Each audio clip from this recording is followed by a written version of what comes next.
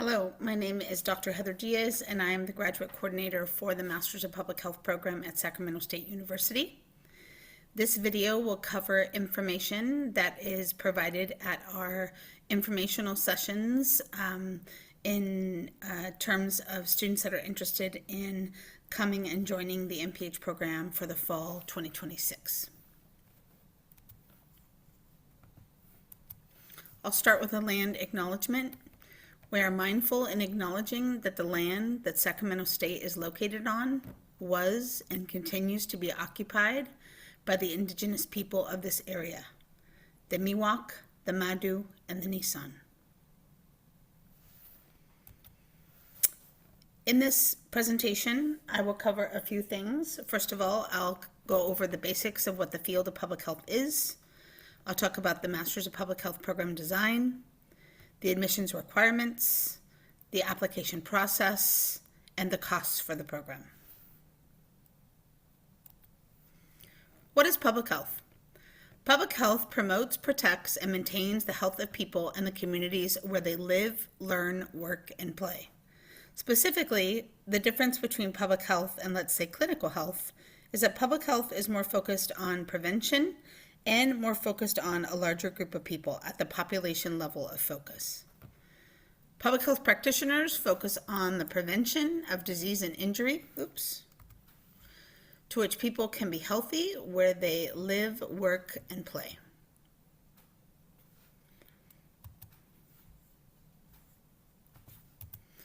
Some career opportunities in the field of public health include opportunities at the national, state, and local government. Specifically in the Sacramento region, there are quite a few opportunities with a Master's of Public Health to work for the California Department of Public Health, which is less than 5 miles away from the campus. There are also opportunities to work at the local level in local county Department of Public Health offices. We have a really strong relationship with many of the local county public health offices around the Sacramento region. That includes Yolo County, Sacramento County, Placer, Nevada, Stanislaus County, San Joaquin County, Solano, etc. Also, you can work at community-based organizations that focus on improving the health of specific populations or geographical locations.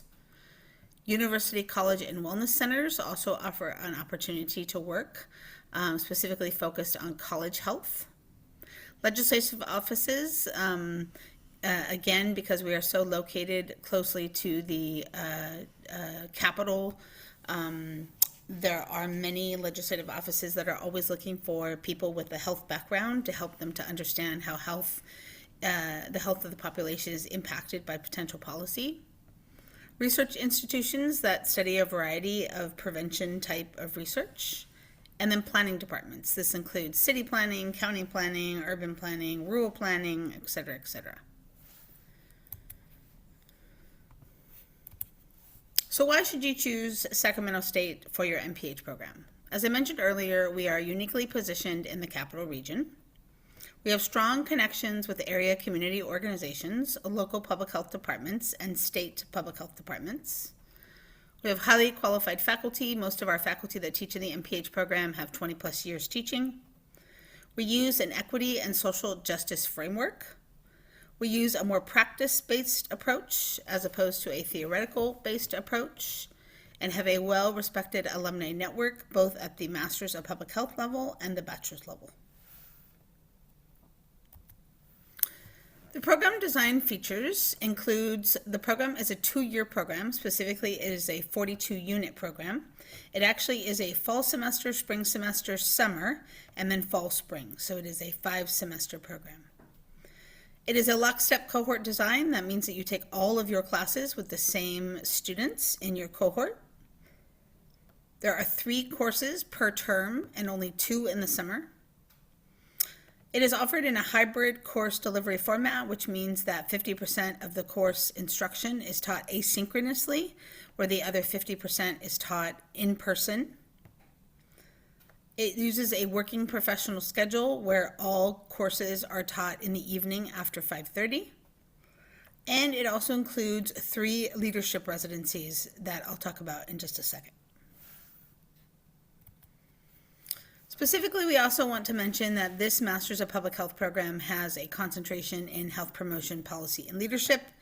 Various Masters of Public Health can have different concentrations or even be generalist. The curriculum and requirements. So here on the screen, you can see the required courses. I'm going to skip MPH 100 just for a second. You have Ecological Determinants of Health, which is our environmental health class. Public Health Management and Leadership. This is our 203, which is basically more focused on the management. Oftentimes individuals with an MPH or Masters of Public Health will be more in a management type of position on various projects that they work on. 204 is our health system structures and policies, because the reality is that we need to understand the systems that actually are affecting the health of the population. 207A and B is your research methods and analysis series. 207A covers epidemiology and research methods, whereas 207B covers biostatistics. 224 is the program planning and evaluation class, and this is where you will research a particular health outcome or health topic. You will investigate that topic, design an intervention for it, and plan the evaluation for it as well. I want to go back to the MPH 100 class, which is at the very top. Our MPH 100 class is an asynchronous course, and it's offered to incoming students because CEF, our accrediting body, requires that students must have foundational prerequisite knowledge before entering the program. This can be accomplished in two ways: by either having a bachelor's degree in public health or community health or related that was CEF accredited. The bachelor's degree that you got from your undergrad was CEF accredited. Many bachelor's degrees in public health or community health are not CEF accredited. So instead, we offer this asynchronous course, MPH 100, that can be completed the summer prior to starting the program. The fee for this is $200, but it allows you to get that foundational prerequisite knowledge required by our accreditor so that you can start the program in a way that fulfills that requirement. And we will let you know if you are given offered acceptance whether or not your program is or was CEF accredited at the bachelor's degree. However, it's also posted on the CEF website. Your concentration courses in the program consist of health policy analysis. This is also your writing intensive class. Strategies for community engagement, because nothing happens unless we are working in and with community. Behavioral and social sciences and public health. This is your theories class. Methods is obviously your methods class. And then 223 is more of a leadership and public health focus, with a lot of leadership case studies in public health and more of that broader, more complex level of leadership, not like 203, which is more focused on management.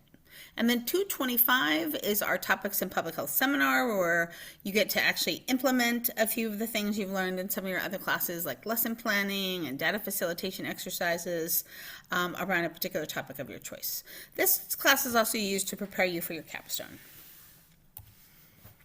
So your two culminating classes are your field public health practicum, what occurs in the summer in between your first year and your second year, and then your public health capstone, which this is a project-based capstone, and this is a course you take your final semester. In addition, as I mentioned, there are also 3 mandatory leadership residencies, which I'll go over in detail in just a second.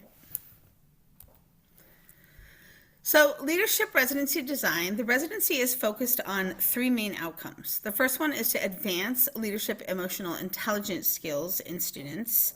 In other words, help you to identify your own personal way of handling problems or engaging in leadership type of work, and how to balance that in respective to working with others and working on teams. We also use the leadership residencies to engage in some group level advising for the entire cohort. And then what is also important to us is that there's connection created in the program at all levels. So residencies provide an opportunity for you to create some connection within your cohort and also between your cohort and the faculty. The residencies occur in August before the program starts. In May or June, midway through your program, specifically it's your first week of the summer session. And then at the end of the program, we have the last residency.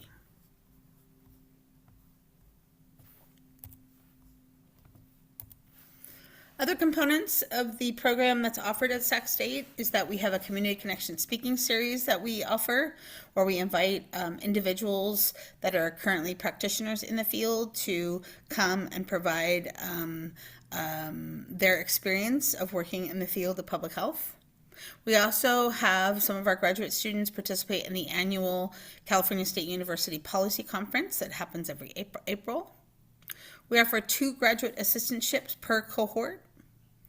We also offer every student in the program a student APHA membership. The APHA is the American Public Health Association. It is the largest public health association pretty much in the world, next to the World Health Organization. We do offer some travel funding or professional development funding in the program as well. We also have a graduate public health association, and by default, as a member of the MPH community, you are by default in the association.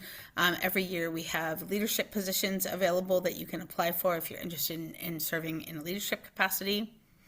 And then I wanted to talk briefly about our accreditation timeline. So CEEF stands for the Council of Education for Public Health, and this is our accrediting body. Where the program is right now is that we have, our application has been accepted, which was accepted in January of 2023. We just had our site visit in September of 2025. And during that site visit, we had overwhelmingly positive feedback from the site reviewers. And we are very confident that we will receive accreditation by the larger council in March of 2026. So, admissions requirements. You must have a bachelor's degree from an accredited university, and what this is accreditation at the larger university level. So this is usually WASC accreditation, or Western Association of Schools and Universities. This is something your university probably was, and you might not have even realized it, but it must be an accredited university. You must also have a 3.0 GPA from your last degree completed.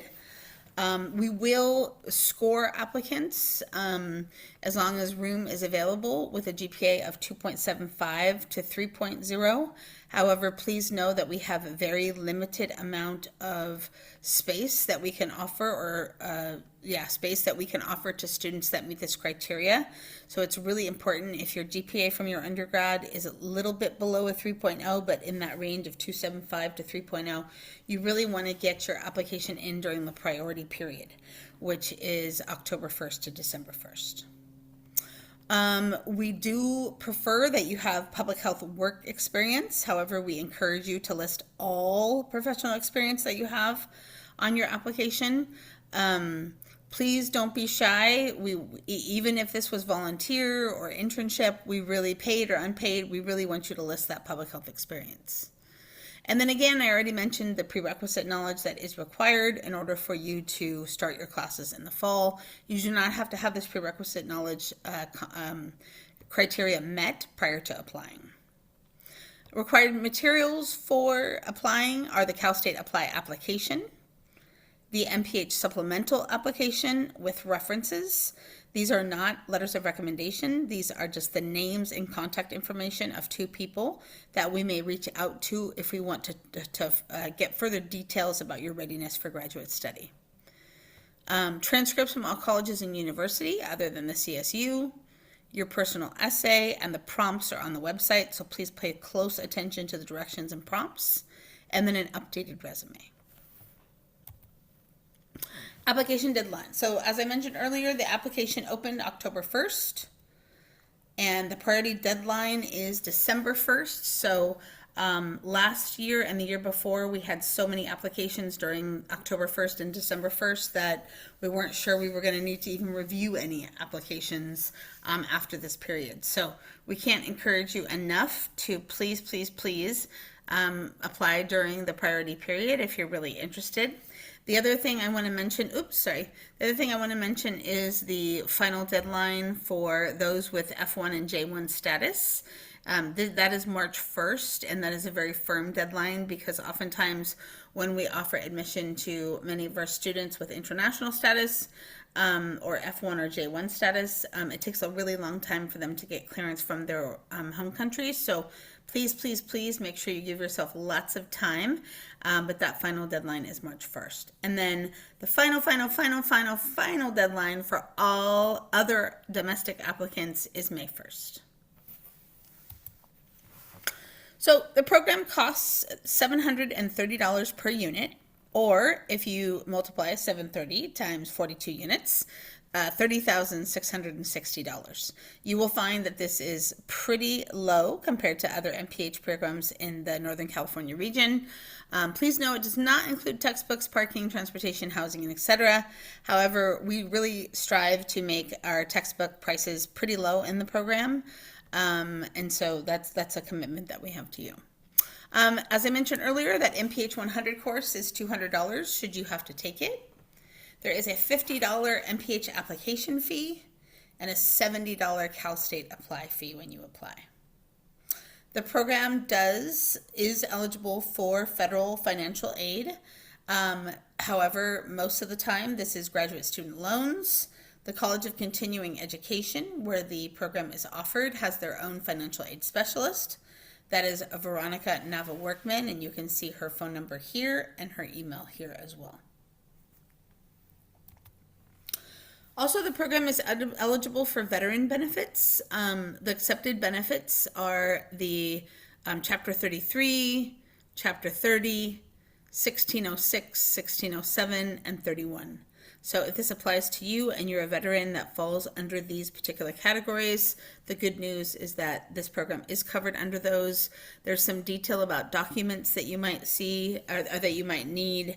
We also encourage you to reach out to the Veteran Student Support Specialist, whose name is Christopher Soriano, and you can see that email there, the CCE-veterans@csus.edu. So how do you apply? On the main MPH webpage, there is a How to Apply button, and I've put it down here in the lower right-hand corner for you.